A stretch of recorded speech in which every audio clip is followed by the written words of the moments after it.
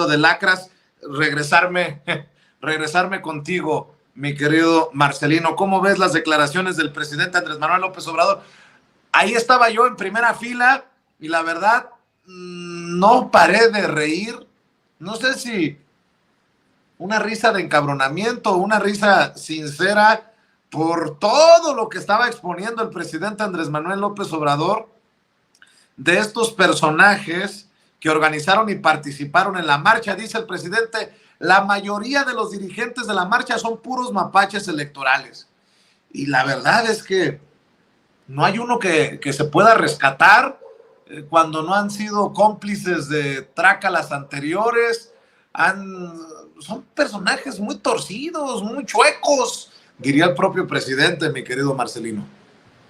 Claro, Vicente, yo creo que la Fiscalía General de la República perdió un escenario perfecto para de una vez por todas acabar con todos estos corruptos mafiosos que estaban y se congregaron en el Zócalo, con pues algunos miles de engañados, de acarreados y también, pues bueno, ¿por qué no decirlo?, de conservadores, de gente que está en contra de la transformación en nuestro país, de gente que no solamente fue la que salió este pasado domingo en el Zócalo y en algunas principales plazas del país, sino lo mencionaba el presidente en esta mañana, son algunos más y por eso hay que estar preparados, por eso hay que seguir trabajando, por eso nuestro movimiento debe de continuar con ese contacto y esa relación directa con el pueblo de México, Vicente, que no se pierda esa representación, ese vínculo y bueno, pues criminales de todo tipo. Obviamente ahí en la lista apareció la gobernadora de Chihuahua, que lejos de atender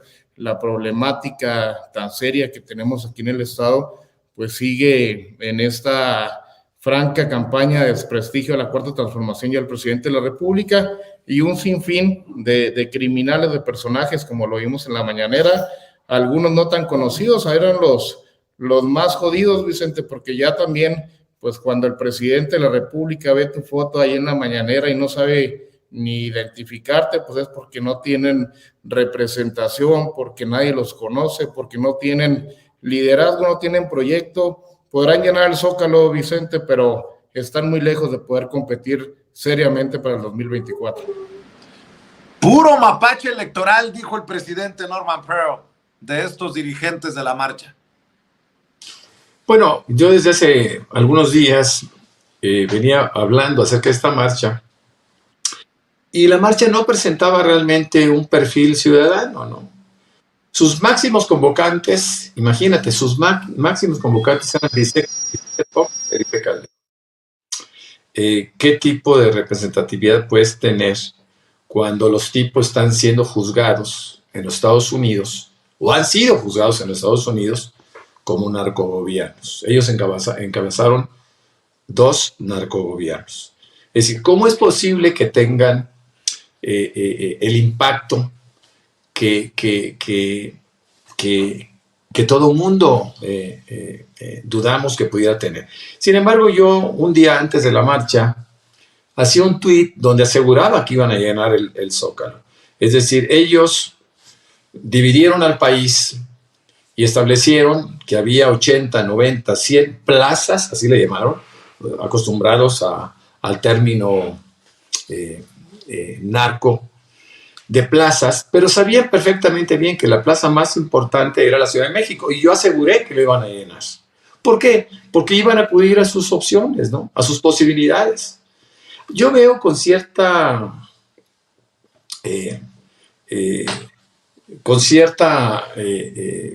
suspicacia cuando la misma gente de Morena dice, bueno, pues sí llenaron y sí tenían gente suficiente para hacerlo. No, yo creo que yo soy bastante más reacio a aceptar la espontánea participación de esta población. Por supuesto que hay un grupo de personas que fueron convencidas a través de máximas o de frases, como en su momento fue López Obrador, peligro para México. De la misma forma, un propagandista profesional, como es este judío nazi, Al-Arraqui, pues se planteó la posibilidad de inventarse dos frases que fueron impactantes, como el INE no se toca, yo defiendo al INE, cosas de ese tipo, que además estaban fuera de contexto, porque ya la reforma electoral había sido rechazada por esa minoría dentro de las cámaras, y al mismo tiempo, pues solamente quedaba el plan B, ¿no? Entonces, siguen utilizando estas frases que les funcionan para poder hacer una serie de actos de carácter político. Entonces, vuelvo a insistir, esta no fue una marcha ciudadana, esta fue una marcha política encabezada por políticos, por los 3 partidos de oposición, en donde estaban sus dirigentes, y que por supuesto que por lo menos tendremos que observar eso, ¿no? Yo no le doy ningún crédito a la circunstancia de que hayan llenado el Zócalo, ¿no? El Zócalo, decía el presidente, se llena con 125,000 personas, y él mismo hacía cálculos de que habían sido entre 70 y 100,000 personas. Pero bueno, 100,000 personas finalmente pueden traerse de todos los estados, 100,000 personas pueden traerse de las delegaciones panistas que hay, que son los más aguerridos en términos de defraudación. Y bueno, pues ya vemos los resultados. Ciertamente había esa cantidad de gente, pero que tienen poca credibilidad. Ahora, quiero insistir, esta fue la marcha de las mentiras, ¿no? Porque realmente no había una esencia, no había una justificación, no había argumentos para que se pudiera llegar a gritar lo que estaban haciendo, ¿no? Pero finalmente es un poquito la marcha del odio, ¿no? ¿Qué diferencia con la marcha pasada, que fuera convocada por el presidente de la República, en donde tú ves las caritas de la gente y pues todo el mundo iba contento, ¿no? Iban sonrientes, iban cantando, iban bailando. Y ahora tú ves caras de odio, ¿no? Tú ves a través de las entrevistas que hace nuestra amiga Ale y su padre, cómo la gente está preparada para reaccionar de una manera violenta. Y todo esto, pues, motivada por la mentira, ¿no? Por eso insisto, esta fue la marcha de la mentira, y esta fue la marcha del engaño, y esto debe de quedar muy claro para la memoria de la gente, inclusive los que participaron, para que hagan una revisión también de cómo están siendo usados. Yo lo dije en un tuit, que ellos habían sido toda esta gente que odiaba las movilizaciones de nosotros. Ahora ellos mismos estaban siendo carne de cañón, ¿no? Entonces, bueno, pues así es la política, así lo vemos, con esa objetividad o crudeza, y yo creo que pronto vamos a conocer los resultados de esta marcha. Esta marcha no hace otra cosa más tratar de enmascarar la problemática que se le presenta a la alianza, específicamente al PAN. Entonces, bueno, vamos a esperar resultados, vamos a ver. Hay que trabajar mucho, creo yo, desde un punto de vista de análisis y difusión. Hay que trabajar mucho el tema del narcotráfico en los gobiernos panistas. Así es, mi querido Hamlet Almaguer, ¿cómo digieres tú esta marcha convocada por personajes que estuvieron en el gobierno de Felipe Calderón o de Vicente Fox y que nunca vieron, nunca escucharon, no supieron lo de Genaro García Luna, los propios expresidentes convocando a la marcha y la gente o confundida o, bueno, ve tú a saber? ¿Cómo le has entendido la situación, mi querido Hamlet? Sí, Vicente, mira, yo coincido en gran parte con lo que manifiesta Norman y dividiría el análisis en 3. Primero, la convocatoria. Segundo, el perfil de los asistentes. Y tercero, el mensaje, ¿no? Los mensajes. La convocatoria fue acertada por quienes organizaron la marcha porque le apostaron todo, como bien dice Norman, a que se reuniera un grupo importante en el Zócalo. Esto implicó sacrificar la capacidad de movilización en las entidades federativas. Por ahí tomé una fotografía de una nota de Mural, que es la filial de Reforma en Guadalajara. La plaza más importante de Guadalajara es la Plaza de la Liberación. La superficie total son 10,000 metros, pero en realidad como tiene muchas fuentes y árboles y demás, se puede utilizar unos 7,000 metros. Y eso, bueno, pues implica que podrían estar presentes ahí unas 10,000 personas si la plaza estuviera atiborrada. No llenaron la Plaza de la Liberación. De hecho, hay fotografías de mural que señalan que a las 12 del día había poca gente, después ya llegaron otros contingentes a reforzarla porque se estaban viendo muy mal. No llenaron, por ejemplo, la Macroplaza de Monterrey, solamente la parte que está de frente al Palacio de Gobierno del Estado, pero ahí mismo está el Poder Judicial, está oficinas del Congreso y no llenaron toda la Macroplaza. Ocurrió lo mismo en otras entidades, vi fotografías de la concentración en Cancún y fue muy pobre. Y seguramente hay otros ejemplos en las entidades. ¿Qué ocurrió con quienes asistieron? Yo creo que tienen 3 perfiles. Uno es un grupo conservador, como dice Marcelino acertadamente. Otros son movilizados políticamente por los alcaldes de oposición en la ciudad, de municipios metropolitanos.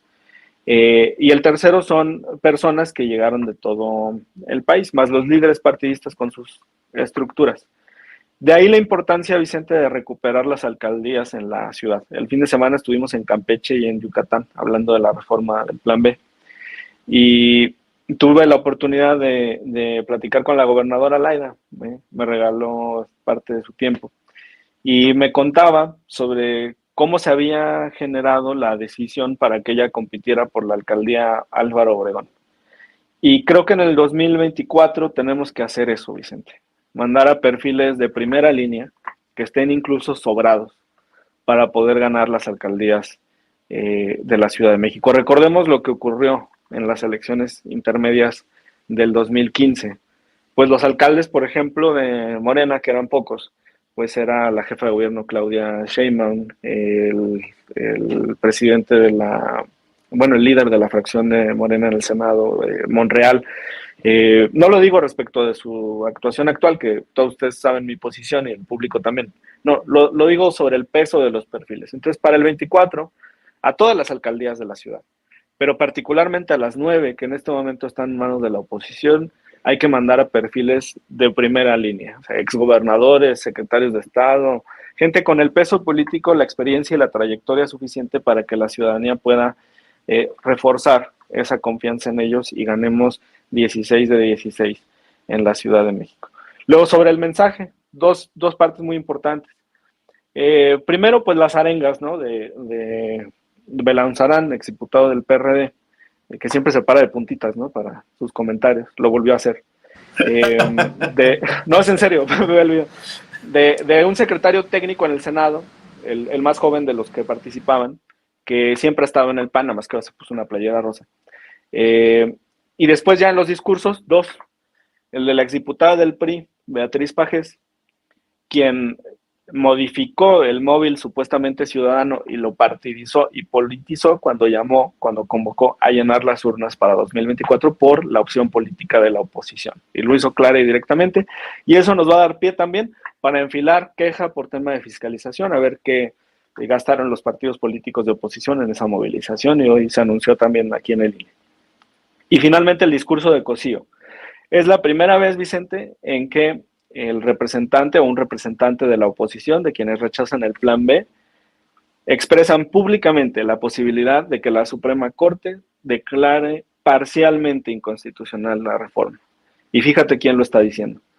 El exministro de la Corte, que no solamente fue ministro de la Corte, no, él es el abogado y representante de los partidos de oposición, ellos son sus clientes. Y ese discurso va incluido en la factura por la prestación de sus servicios, pero que ya esté consintiendo, que es probable, que no toda la reforma, sino que una parte de la reforma sea declarada inconstitucional, nos dice cómo está midiendo la oposición el siguiente capítulo que se va a disputar en la Corte. Por supuesto, nuestra postura es distinta, ¿no? Nuestra postura es el Plan B, la reforma, es constitucional y habrá ciertos artículos en los que la Corte tenga que sopesar y privilegiar uno u otro argumento, Vicente. Muy bien, para cerrar.